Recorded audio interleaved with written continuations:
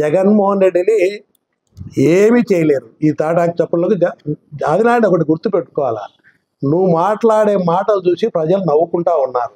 నువ్వు ఇదే పద్ధతిలో మాట్లాడితే నిన్ను జోకర్ కింద తీసుకుంటారు తప్ప లీడర్ కింద ఎప్పుడూ గుర్తించరు.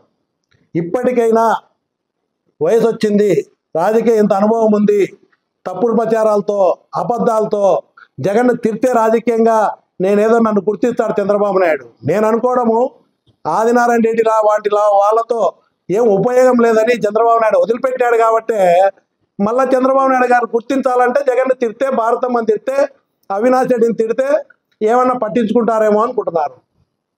జగన్ కాదు అధోగతి పాలయ్యేది.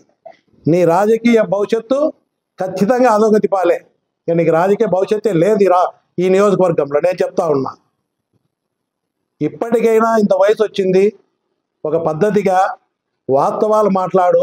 సూపర్ 6 సూపర్ హిట్ కొట్టడం కాదు కదా. నువ్వు ఆడబిడ్డ అనేది ఎప్పుడు ఇస్తావో నీకు చెప్పు. రైతు భరోసా 1,00,000 రూపాయలు ఇస్తావేమో చెప్పు. నిరుద్యోగ వృత్తి ఇస్తావేమో చెప్పు. అరే ఏది ఇవ్వలేని పరిస్థితులలో కోట్లు ఖర్చు పెట్టి సూపర్ 6 సూపర్ హిట్ అని ప్రజల సొమ్ము ఖర్చు పెట్టి అబద్ధాలతో ప్రచారం చేసి మళ్ళీ రాజకీయ పబ్బం గడుపుకోవాలంటే ప్రజలు అమాయకులు అనుకున్నావా? నువ్వు చెప్తే వినేదానికి అమాయకులు అనుకున్నావా? నవ్వుకుంటున్నారు నిన్ను చూసి నువ్వు మాట్లాడే మాటలకు. మళ్ళీ చెప్తున్నా, 23 మంది నీలాంటి పోతే జగన్మోహన్ రెడ్డి ఒక్కడుగా వచ్చి కేంద్ర ప్రభుత్వం అధికారంలో ఉంటే కాంగ్రెస్ పార్టీని సోనియా గాంధీ కూడా అనగదొక్కాలని చూస్తే బయటికి వచ్చి ఒక్కడుగా పార్టీ పెట్టి ఎప్పుడు రాష్ట్ర దేశ చరిత్రలో ఎప్పుడు లేని విధంగా ఎంపీకి నిలబడితే ఎన్ని లక్షల మెజార్టీ వచ్చింది? 5 లక్షల పైన, 5,50,000 పైన మెజార్టీ వచ్చింది. ఒక్కడుగా బయటికి వచ్చి పార్టీ పెట్టినాడు. అలాంటి వ్యక్తిని పట్టుకొని నీలాంటి వాళ్ళకి రాజకీయ భిక్ష ఎంతోమందికి పెట్టినాడు. భిక్ష పెడితే మీరు మోసం చేసి 23 మంది పార్టీ మారితే కూడా 151 సీట్లతో గెలిచినాడు ఎమ్మెల్యే సీట్లు. 22 మంది ఎమ్మెల్యే గెలిపించినటువంటి వ్యక్తి జగన్మోహన్ రెడ్డి.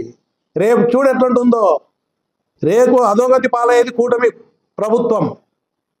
అంతకంటే ముందు అయ్యేది ఆదినారాయణ రెడ్డి. ఇంకా నువ్వు ఎన్ని మాటలు చెప్పినా నియోజకవర్గ ప్రజలు నమ్మే పరిస్థితి లేదు. రాష్ట్ర ప్రజలకు ఆదినారాయణ రెడ్డి గురించి అర్థమైంది. ఎందుకు మాట్లాడతావు? విలువ పోగొట్టుకుంటావు. ఇప్పటికైనా వాస్తవాలు మాట్లాడు. మళ్ళీ జగన్మోహన్ రెడ్డిని, భారతి గారిని, కుటుంబాన్ని మాట్లాడితే పద్ధతిగా ఉండదు. నువ్వు వాస్తవాలు మాట్లాడు.